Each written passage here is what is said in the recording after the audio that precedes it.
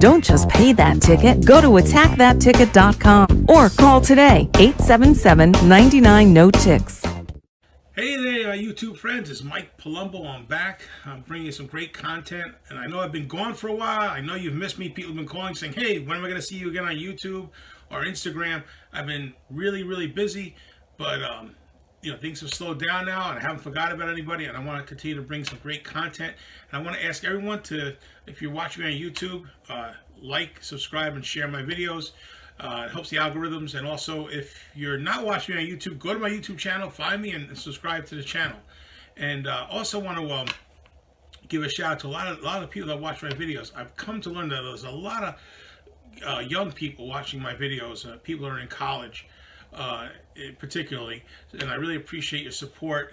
This is a video actually I want to really bring to the younger people. It kind of applies to anybody, but I really want to reach out to the younger people in the audience, and it's a video about part of my financial series, and this video is about the difference between income and wealth, or net worth, income. Because a lot of people, and you don't have to be a college student or someone who hasn't really been in the workforce that long, but a lot of people don't realize there's a disconnect between the money you make and your net worth. Now, there should be a connect, because your income is your biggest wealth building tool. But if you don't manage your income right, you're never going to have any wealth. You're never going to have any savings. You're never going to have any investments. So when I say net worth or value, what you're worth, what your net worth is, that is basically taking all the money you have, all your assets, could be cash in the bank, investments, if you own a home, the equity in a home, add all that up, and then you subtract what you owe, any money you owe, like if you owe on a car payment, if you owe student loans. So it's your assets subtract your debt, which is your net worth, and that's different than your income. So, for example, because I got a lot of college students that watch my channel, eventually you're going to graduate college.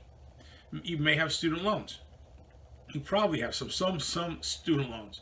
So let's say the day you graduate college, you have $60,000 in student loans, and you have $10,000 in the bank and a $3,000 car. So you basically take $13,000, that's your net assets, and you subtract from that $60,000, and really your net worth is negative $47,000. You're $47,000 in the hole. You're not worth $1, you're not worth $10 or zero, you're worth negative. That's your net worth. So you got to pay that debt back, and then you won't have that debt. Your net worth will go up. So what a lot of people do is they don't realize that. They don't think about it. It's there. It's in front of you, but you just don't think about it. So again, I'm using a college graduate as an example, because this is a typical situation. So you go out there and you get a good first job. Let's say you get a job making $60,000 a year. That's a lot of money. Even if you only get a job making $40,000 a year. If you weren't making anything, $40,000 to $60,000 is a decent amount of money. It certainly gives you the ability to live. It gives you the ability to live on your own.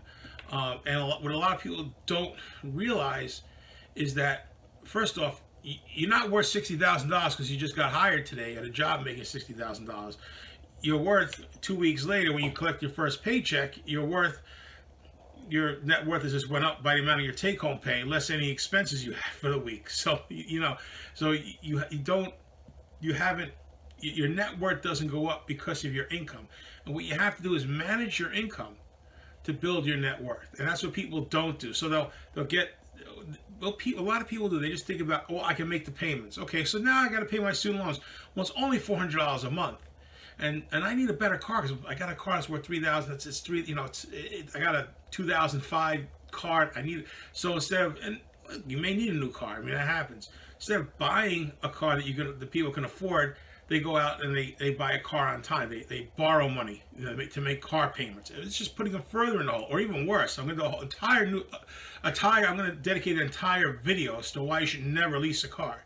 So then well, you want to live in a city. I mean, who doesn't, right? Especially if you're young. So, oh, I can afford the monthly rent. I can afford the payments. But really, you can't, because all you're really doing is taking money into one pocket and out the other on stuff, most of which you don't need. I mean, yes, everyone needs a car, but you don't need to buy a brand new car for $35,000 and to make payments on it for the next 4 to 6 years.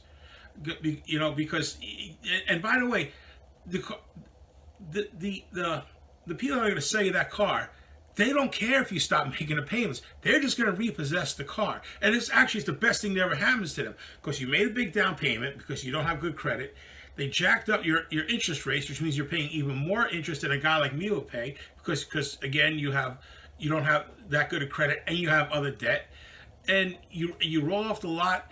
And it doesn't matter if you make all the payments or you stop paying. They just don't care. They're going to take the car and make more money on it because they've already made their money on it by the time you drove it off the lot. Everything else you got to pay them is gravy, because when you stop paying, if you stop paying before you pay it off, they're going to repo it, and they're going to sue you for all the expenses. They're going to come after you for all their repo expenses. And you sign that contract, you agree to pay all their expenses. They got to repo it.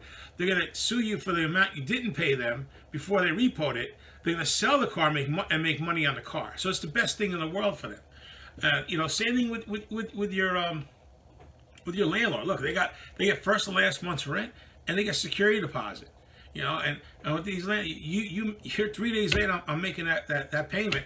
You're going to get that notice to quit. In 15 days later, you're going to be in court. They're going to be evicting you. You're going to be out in 30 days. So what you have to do is realize that you know, if you mismanage your income, you'll never build wealth. You'll always just be in the hole, be in debt with credit cards, car payments, expensive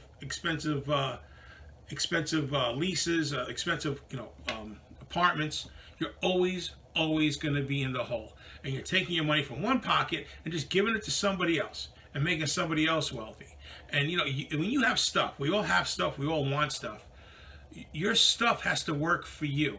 And when you have a student loan that you're not appropriately paying down, go out there with the first job you get, and get an expensive apartment, expensive car, and you're paying everything on time, and you're just eating up all of your monthly income into expenses, and you're putting stuff on credit card. All of a sudden, your stuff isn't working for you. You're working for your stuff.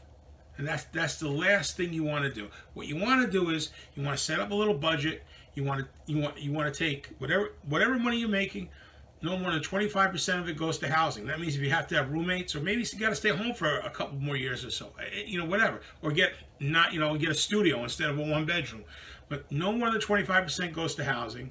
You want to put 15% away in investments, in mutual funds. That's paying yourself first, and everything else. And you want to set yourself a food budget, and a budget for everything. And everything else, you go, and if you have any debt, you got to start pay it down. You want to get rid of that. You want to get rid of that debt as quickly as you can. And you only want to buy stuff that you can afford. Don't buy stuff on time. You go out to a restaurant, pay cash, or if you use a credit card, pay the credit card bill at the end of the month in full every month, so you're not paying interest on that. But you got to manage your money so that your money works for you and your stuff works for you, and not the other way around. Well, I went on long enough. Hope you enjoyed this video. Again, share, like, and subscribe. And I'll be looking forward to putting out some more great content. See you soon.